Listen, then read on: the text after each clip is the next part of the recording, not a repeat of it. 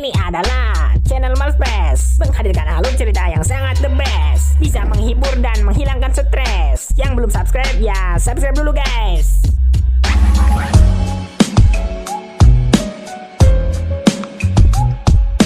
Halo kawan-kawan burangan, welcome back with me Sam. Siap menghibur kalian hari ini. How are you today kalian? Semoga sehat-sehat dan bahagia selalu. Di video ini, Bang Sam akan melanjutkan series tercinta kita yaitu Into the Night Season 2. Tanpa berlama-lama langsung saja dundun. Sebelumnya di Into the Night Season 2 episode 2, kita harus bersedih berduka karena Eliza dan Dominic kecil harus meninggoy akibat terkurung di dalam ruangan generator. Dengan generator yang menyala, tentu saja ruangannya menjadi sangat panas, membuat ibu dan anak itu harus menghembuskan napas terakhirnya. Saya beneran ikut merasa sakit hati guys, melihat ayah saat itu menangis penuh kesedihan. Lalu di sisi lain, Felipe dan Herman pun menemukan video CCTV ketika Sylvie meninggalkan Terenzio untuk mati. Dan kini mereka berdua pun berniat untuk membalas dendam kepada Sylvie. sekarang di Season 2 episode 3. Duta Besar Mbak Tia dan Gerardo tengah mendiskusikan sesuatu bersama Matthew, Yakub dan Osman tentang ruangan generator yang masih terkunci. Tetap saja nanti malam mereka harus pergi ke kota mencari peralatan untuk membuka pintu tersebut. Dikarenakan generator itu harus diisi bahan bakarnya agar terus menyala. Itu juga berarti nanti mereka harus melihat jasadnya Eliza dan Dominic di dalam sana. Seharusnya saat itu kami pergi ke kota seperti kata Sylvie, ucapnya Yakub sambil beranjak pergi. Saat ini keadaannya Ayaz sangat menyedihkan. Ia mengurung dirinya sendiri di dalam kamar dan terus meratapi kesedihannya. Ia tidak mau keluar dari ruangannya itu bahkan sedetik pun. Laura lagi-lagi ada di luar menemani Ayaz dan berusaha menguatkan pria itu. Menurut Laura, Ayaz adalah orang yang paling jujur dan tulus. Ia tidak ingin Ayaz menyerah untuk hidup. Karena jika Ayaz sampai menyerah, Laura merasa hidupnya tidak lagi sempurna. Laura sangat peduli kepada Ayaz. Kebetulan tanpa sengaja Horst mendengar hal itu di lorong koridor. Horst yang sudah menaruh hati pada Laura pun merasakan dadanya sesak dan berpikir kalau Laura mungkin sebenarnya mencintai Ayaz. Cintaku telah gagal pemirsa, pikir Horst. Di sisi lain, saat ini Sylvie dan Yakub sedang berbicara empat mata. Yakub menanyakan tentang tindakan Sylvie pada Terenzio dan Sylvie membenarkan tentang hal itu. Akan tetapi saat itu ia tidak bermaksud membuat Terenzio terbunuh. Ia hanya ingin agar Terenzio tidak kabur dan tetap menunggu rombongannya Ayaz sampai di pintu gerbang. Tapi semuanya di luar kendali. Yakub mengerti akan hal itu. Tetapi mereka tetap harus merahasiakannya dari orang-orang, terutama para tentara NATO. Yakub berjanji akan menghancurkan rekaman CCTV itu ketika mereka pergi ke kota nanti malam.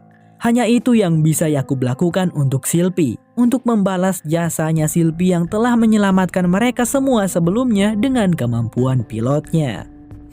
Mereka tidak tahu saja bahwa si Felipe dan Herman sudah mengetahuinya. Singkat cerita, waktu berlalu dengan cepat. Malam sudah kembali tiba.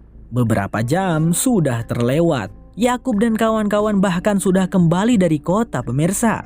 Sepertinya mereka menemukan sebuah alat dan dengan itu pintu ruangan generator pun berhasil dibuka. Ya, begitu mudahnya terbuka di episode 3. Kemarin susah banget di episode 2. Tentu saja di dalam sana Eliza dan Dominic sudah tidak bernyawa teman-teman.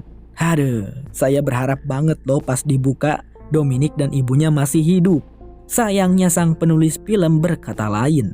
Rick terlihat melapalkan doa untuk ibu dan anak malang itu. Di sisi lain, Ayaz masih belum mau keluar dari ruangannya. Pria itu masih terus menggalau. Dan Laura juga masih tetap di sana menemani dari balik pintu. Lalu tak lama kemudian Markus mendatangi Laura, memberitahukan tentang jasad Eliza dan Dominic yang akan dikuburkan. Jika kalian berdua mau menghadiri acara pemakamannya, nanti hadirlah. Kita berdoa bersama-sama, ucap Markus. Setelah Markus pergi, Laura kembali mencoba berbicara dengan Ayaz. Dan akhirnya pria itu mau bicara. Ayaz berkata, "Jika saja saat itu aku ketinggalan penerbangan ke Rusia, mungkin aku bisa mati tanpa harus mengalami semua rasa sakit ini." Laura menjawab, "Tapi Tuhan ingin kau tetap hidup dan naik pesawat itu, Ayaz." Ayaz menjawab, "Ya, Tuhan ingin aku tetap hidup untuk menghukumku atas semua perbuatanku," ucap pria itu. Laura membantah hal tersebut, tapi setelahnya Ayaz tak berkata apa-apa lagi. Setelah menemui Laura, ternyata Markus pergi menemui Ines. Sepertinya Markus akan ikut dalam misi pengambilan benih ke Norwegia karena dia seorang pilot. Pemuda itu memberikan sebuah surat kepada Ines. "Jika nanti aku tidak berhasil kembali, tolong bacalah surat ini, Ines," ucap Markus, karena ia berpikir bisa saja nanti pesawat mereka diledakkan di udara oleh penyintas Rusia. Better than I can. Why wouldn't you make it back? If we don't make it back from Norway, there was something I wanted to say, but Beberapa saat kemudian, di luar tampak sedang diadakan diskusi bersama Matthew dan kawan-kawan. Mereka akan melancarkan misi pergi ke Norwegia malam ini juga. Dikarenakan mereka tak bisa membuang waktu, mereka harus mendahului Rusia untuk mengambil persediaan benih itu. Keputusan lalu diambil. Osman akan bertugas mencari bahan bakar pesawat yang masih bagus, yang tentunya berada di bunker bawah air. Pasti adalah di Bulgaria juga, gak mungkin cuma ada di Belgia. Nanti Osman akan pergi ke arah timur, sekitar pantai Bulgaria. Sementara Matthew bersama Mbak Tia, Yakub, Markus, dan Silpi akan pergi ke bandara terdekat untuk mencari pesawat yang bisa mereka gunakan. Tapi di situ Felipe menyela pembicaraan. Menurutnya, Silpi harus tetap tinggal di bunker karena Silpi yang bertugas memimpin para penumpang. Bukan bermaksud apa-apa, tapi para penumpang mungkin hanya akan patuh kepada Silpi. Begitu alasan Felipe. Matthew dan kawan-kawan sepertinya setuju akan hal itu. Dan Silpi juga oke-oke saja. Sedikit informasi, para penumpang yang dimaksud itu adalah semua orang yang selamat naik pesawat Matthew ya guys. Mereka disebut para penumpang. Beberapa saat kemudian, orang-orang tampak berkumpul di makamnya Eliza dan Dominic. Berdoa bersama untuk ibu dan anak itu. Semua para penumpang hadir di sana. Duta besar Mbak Tia dan Gerardo serta Markus juga hadir. Hanya saja Ayaz tidak, kawan-kawan. Lalu di tengah-tengah mereka berdoa, terlihat Mbak Tia yang terus mengecek jam tangannya. Hal itu membuat Yakub kesal dan mulai menyinggungnya. Menurut Yakub, Mbak Tia ini tidak menunjukkan rasa hormat. Lalu Mbak Tia membela diri. "Bukan bermaksud tidak hormat, hanya saja waktu kita tidak banyak lagi. Tinggal tersisa 3 jam sampai matahari terbit," jelas Mbak Tia. Mereka harus berangkat ke Norwegia malam ini juga. Mbak Tia katanya hanya ingin keselamatan untuk semua orang. Terjadilah di situ perdebatan, tapi langsung terhenti saat Ayaz tiba-tiba muncul. Pria itu berkata kalau Mbak Tia benar. Menurut Ayaz yang dikubur itu hanyalah 2 mayat, bukanlah Eliza dan Dominic. Karena yang ia tahu jiwanya Eliza dan Dominic telah lama pergi. Rick pun membenarkan hal itu. Lalu Ayaz berkata, "Jadi teman-teman, kita harus tetap hidup untuk Eliza dan Dominic."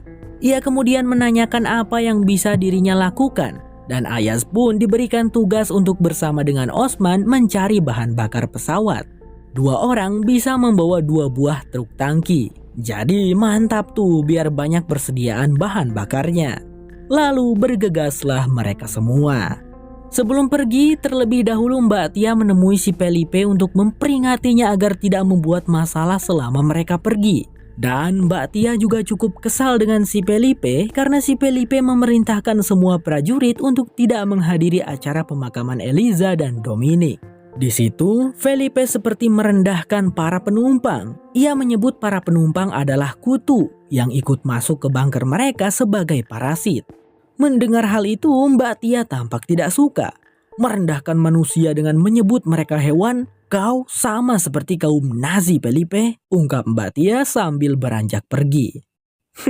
Mbak Tia belum pernah main ke Indonesia sepertinya. Singkat cerita, terlihat Matthew bersama dengan Mbak Tia, Yakub dan Markus sudah bergegas pergi dengan menaiki mobil jeep, melaju dengan kecepatan penuh menuju ke bandara terdekat di Bulgaria. Terdekat itu maksudnya bukan deket ya guys, tapi paling dekat dengan bunker. Lumayan jauh nih perjalanan mereka. Si on veut que le groupe survive, on doit faire des choix difficiles. Ordonné à Théa. Grand respect, Allah. Di bunker terlihat para prajurit NATO tengah mengadakan upacara pemakaman sang almarhum kolonel mereka yaitu Kolonel Lom. Gerardo juga ikut menghadiri acara pemakaman itu. Hey! Fire! Reset! Fire! Ready! Reset! Arms! Laura terlihat mengunjungi ruangannya Horst. Saat itu Horst sedang bersama dengan Rick. Mereka mengerjakan sesuatu. Rick menjelaskan kalau ia sedang membantu Horst yang sedang bereksperimen tanah. Katanya dengan menggunakan kulit telur bisa menyuburkan tanah untuk penanaman benih mereka nanti.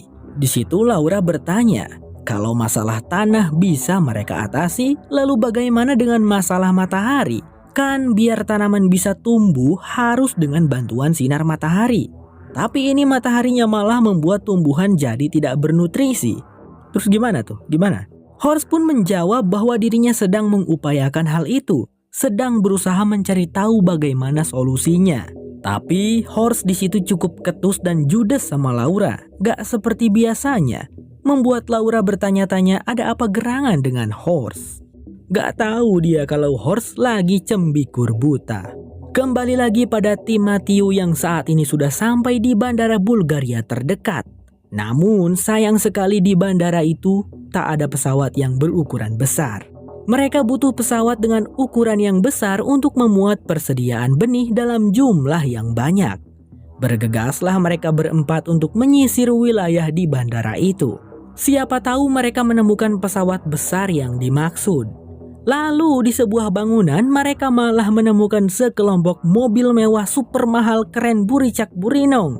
Dan ada sebuah mobil yang ditutupi oleh kain hitam. Markus menyingkapnya dan ternyata itu adalah mobil.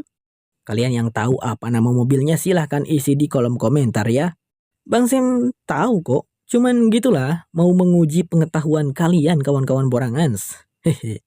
Karena di sini tidak ada pesawat sesuai kriteria yang dibutuhkan, maka mereka pun harus pergi ke bandara lainnya yang berada di arah utara dan cukup jauh dari tempat ini.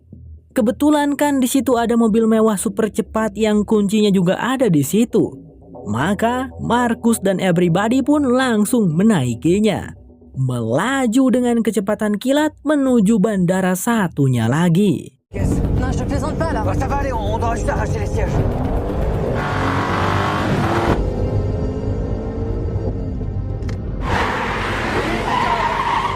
Di sisi lain, Ayas dan Osman telah berhasil menemukan depot bahan bakar pesawat yang penyimpanannya di bunker bawah air. Ayas juga berhasil menemukan satu truk tangki lagi, jadi mereka kini bisa membawa lebih banyak persediaan bahan bakar pesawat. Mereka juga sudah mendapat pesan dari tim Matthew di radio bahwasanya tim Matthew pergi ke bandara lain yang berada di utara. Itu artinya Osman dan Ayas juga harus pergi ke sana. Tapi mereka tidak akan bisa kembali ke bunker sebelum matahari terbit. Jadi sekarang berharap saja di bandara yang satunya lagi itu terdapat pesawat yang bisa mereka gunakan untuk lepas landas ke Norwegia. Kembali ke bunker, terlihat Laura kembali menemui Horst di labnya. Kebetulan Horst sedang sendirian. Laura bertanya dan mendesak Horst untuk mengatakan ada apa. Karena sekarang Horst bersikap sangat dingin kepadanya. Setelah didesak, akhirnya Horst pun jujur bahwasanya dirinya mencintai Laura. Dan ia ingin menjauh dari Laura karena Laura sendiri mencintai Ayas. Begitu ungkap Horst. Mendengar itu, Laura langsung membantah. Memang benar dirinya pernah berkata tidak akan bisa hidup jika Ayas kehilangan harapan untuk hidup. Tapi itu tidak berarti Laura mencintai Ayas. Baginya Ayas itu sudah seperti kakak sendiri. Dan sejujurnya, justru Laura juga mencintai Horst. Mendengar hal itu, Horse sepertinya langsung berbunga-bunga pemirsa, dan mereka pun jadian. Scene pun kembali pada Matthew dan kawan-kawan. Singkat cerita, mereka berempat telah sampai di bandara yang dimaksud. Di sana untungnya mereka menemukan sebuah pesawat yang cukup besar lah, lumayan. Matthew berkata nanti mereka bisa lepas kursi-kursi penumpang biar ada ruang untuk menyimpan persediaan benih. Matthew dan Yakub lalu mengecek ruang kokpit. Betapa terkejutnya mereka berdua menemukan 2 mayat di sana. Sepertinya warga sipil, sepasang suami istri. Matthew menduga sepasang suami istri itu ingin menerbangkan pesawat tapi tidak bisa. Dan ternyata mayat sang istrinya tengah menggendong bayi mereka yang tentunya juga sudah meninggal. Mbak Tia yang baru datang dan mengetahui hal itu tampak tidak kuat melihatnya. Pesawat tersebut syukur alhamdulillah dalam keadaan baik. Kini mereka hanya perlu menunggu Ayas dan Osman yang membawakan bahan bakar pesawat. Cukup lama mereka menunggu dengan perasaan was-was. Untungnya tak lama berselang, Osman dan Ayas pun datang dengan membawa 2 buah truk tangki yang penuh dengan bahan bakar. Nice, mantap. Singkat cerita, persiapan telah selesai. Matthew dan Markus duduk di ruang kokpit tentunya mempersiapkan pesawat untuk segera lepas landas. Sedangkan yang lainnya duduk di belakang di kursi penumpang dan sudah pasang sabuk pengaman. Pesawat pun mulai bergerak dan bersiap untuk lepas landas. We're good, yes? Vous êtes prêts, Dan?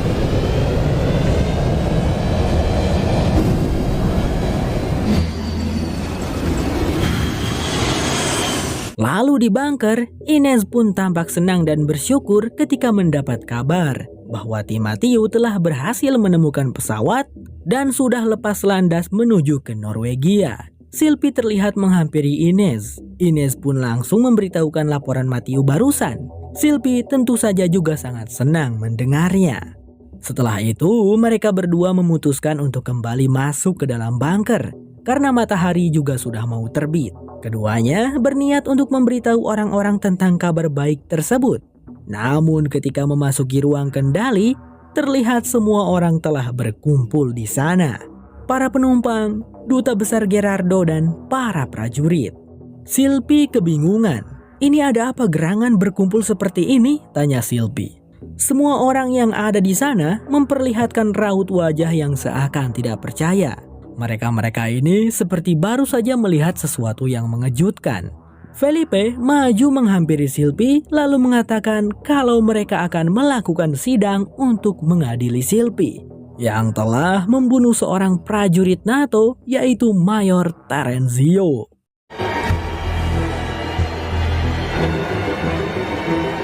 Jangan tahu berat kan ini.